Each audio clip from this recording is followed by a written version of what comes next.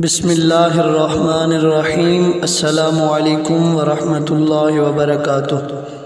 صحیح بخاری شریف حدیث نمبر 19، حضرت سیدنا ابو سعید خدری رضی اللہ تعالی عنہ سے روایت ہے کہ رسول اللہ صلی اللہ علیہ وآلہ وسلم نے فرمایا، قریب ہے کہ مسلمان کا بہترین مال بکریاں ہوں گی جن کو اپنے پیچھے چلا کر وہ پہاڑوں کی چوٹیوں پر اور بارش ہونے کی جگہوں پر چلا جائے اور اپنے دین کو بچانے کے سبب فتنوں سے بھاگ جائے۔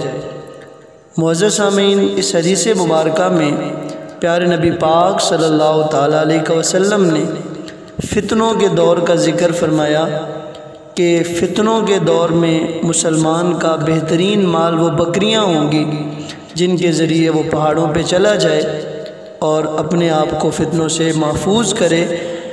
تو یہ فتنوں کے دور کی بات ہے۔ اگر فتنوں کے دور میں بھی فتنوں سے لڑنے کی، فتنوں کا مقابلہ کرنے کی کسی انسان میں قوت اور طاقت ہو تو اس کے لیے لوگوں میں رہنا، مل جل کر رہنا زیادہ افضل ہے، اس لیے کہ اگر وہ پہاڑوں پہ تنہائی میں رہے گا تو بہت سارے وہ فائدے جو اس کو لوگوں میں رہ کر ملنے تھے وہ ان سے محروم ہو جائے گا۔